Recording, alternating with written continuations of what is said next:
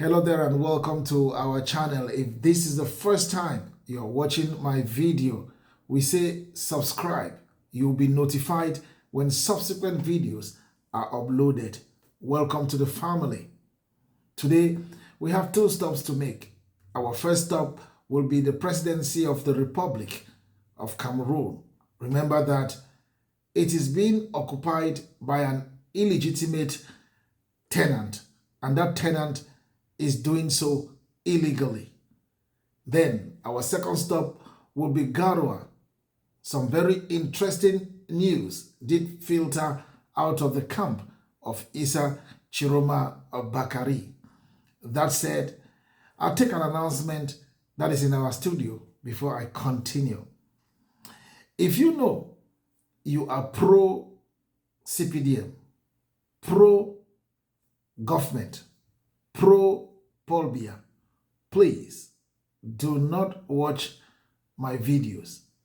High blood pressure is a silent killer, and I will not be responsible for your heart attack because there is nothing interesting about Mr. Biya, the government, or CPDM party that you will get from my videos.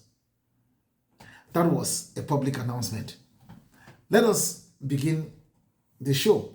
First, we are going to Yaoundé. You know, I know that they are doubting Thomases, but my name is Mark Thomas Ote, so I'm more Thomas than you are. You remember I told you the last time that there were secret meetings held by military officers. People questioned my source. Then Issa Tchiroma Bakari came out to tell the world that soldiers loyal to him had transported him to a safe location. That was when the Thomases said, he was right. I told you just yesterday that another attempt had been made by government to try to negotiate with Issa Tchiroma Bakari, reminding him of the past, how they had worked together. He gave them really hard time. And today, a very reputable former English-speaking journalist of the CRTV was on a podcast and made it very clear that government is still struggling to negotiate with Issa Tchiroma Bakari. So that corroborated my story. I'm going to give you the latest. Ferdinand Ngoh had a meeting with top military officials still loyal to the government. What was the agenda of the meeting?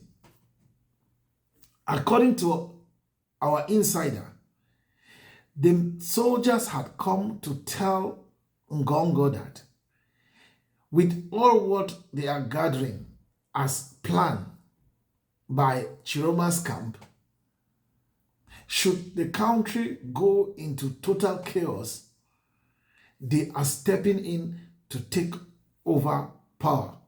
And if they take over power, to gain the credibility of Cameroonians,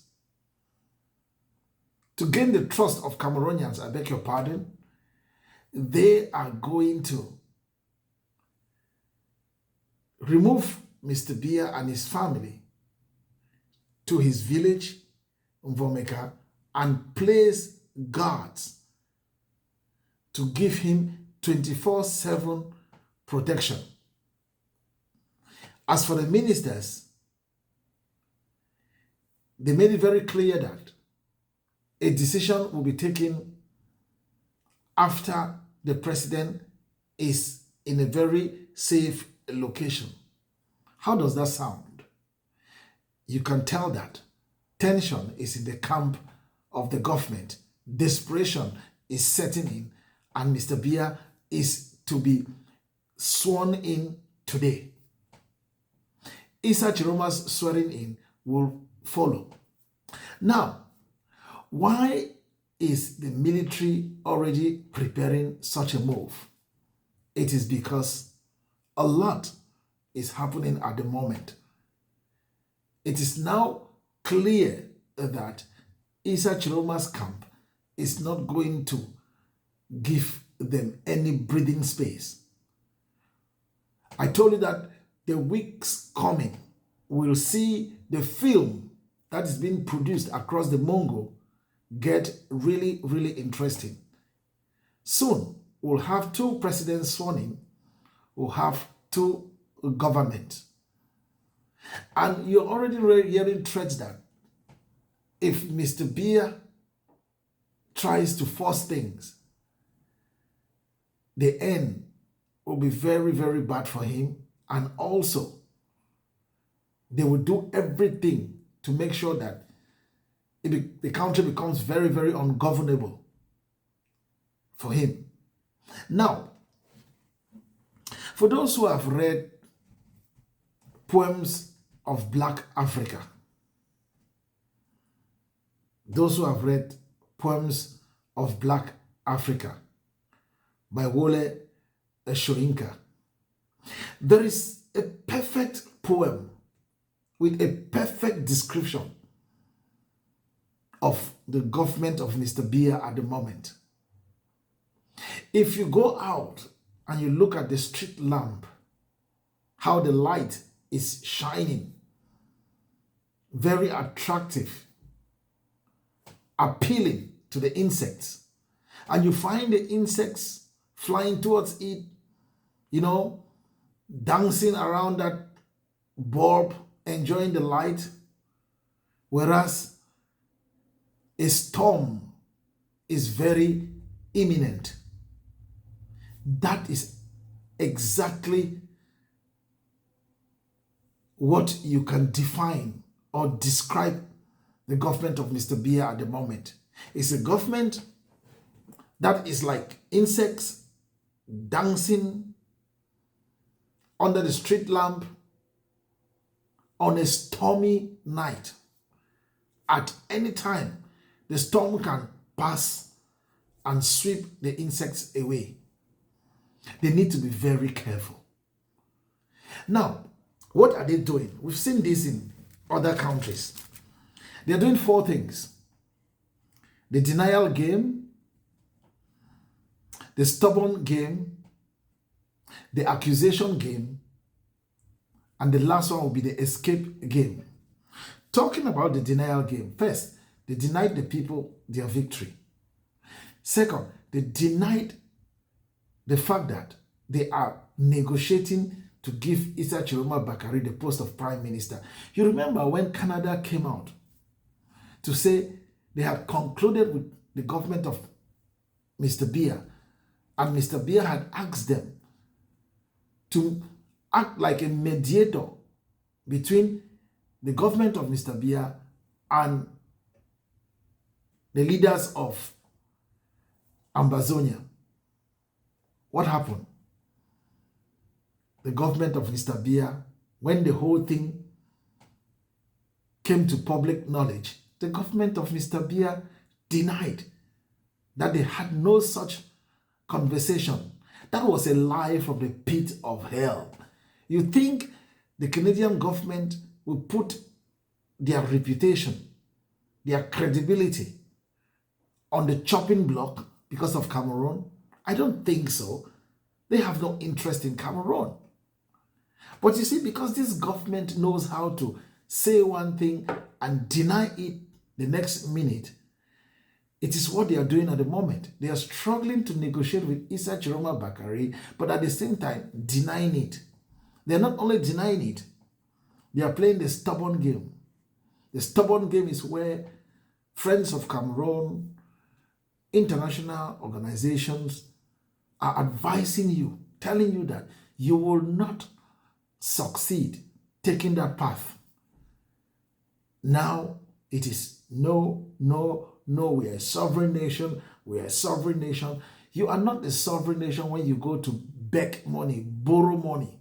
You're a sovereign nation only when it comes to rigging elections and denying the rightful winner his victory. So you see, they're playing the stubborn game. They're playing the denial game. The third game they are playing is the accusation game. They will accuse the young people of drugging themselves, taking to the streets, vandalizing state properties, vandalizing private properties. They will accuse them of being manipulated. Who is good at manipulation more than the government of Mr. Biya? Look at 2 films written by Atanganji and acted by Jodone Yebga, and some guys, they told us that they had caught in Yaoundé trying to falsify report sheets from the polling stations, or call them PVs, and that they were hired by Tchiroma Bakari. To be honest, when you listen to that, does that sound reasonable to you?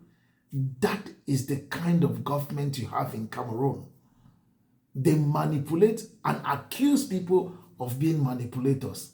They rig and accuse people of being those responsible for rigging of elections. They will kill people and accuse others of being the killers. But you see what is happening. The fourth and last one will be the escape game.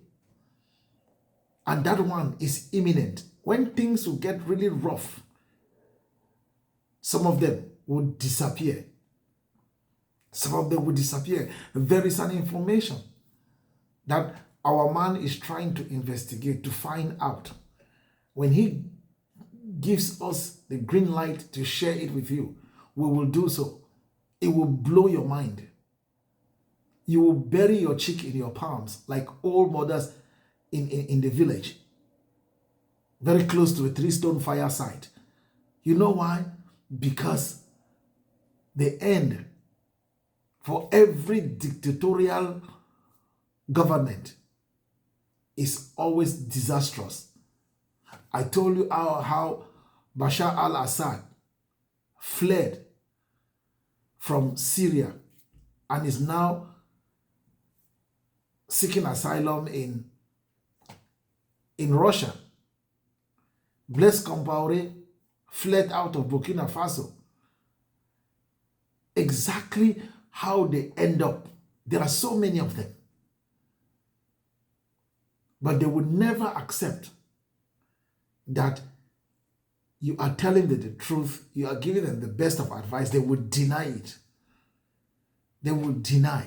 They will blame people. They will accuse people. So the government of Mr. Biya at the moment is doing 4 things. They're playing the denial game.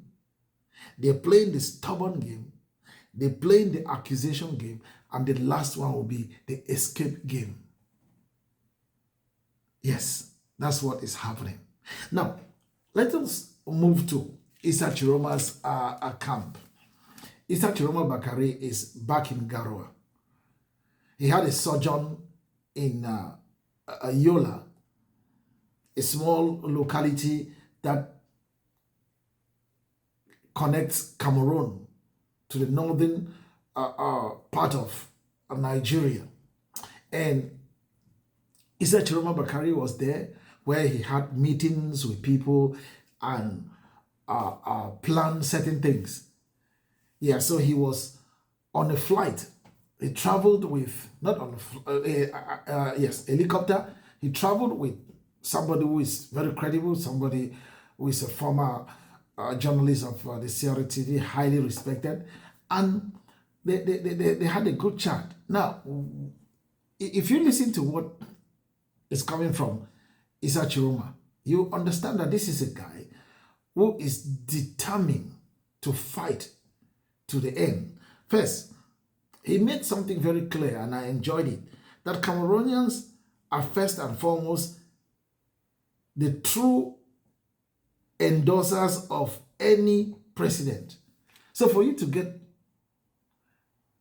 that tick to run Cameroon, for you to be legitimate, you must get the endorsement of Cameroonians.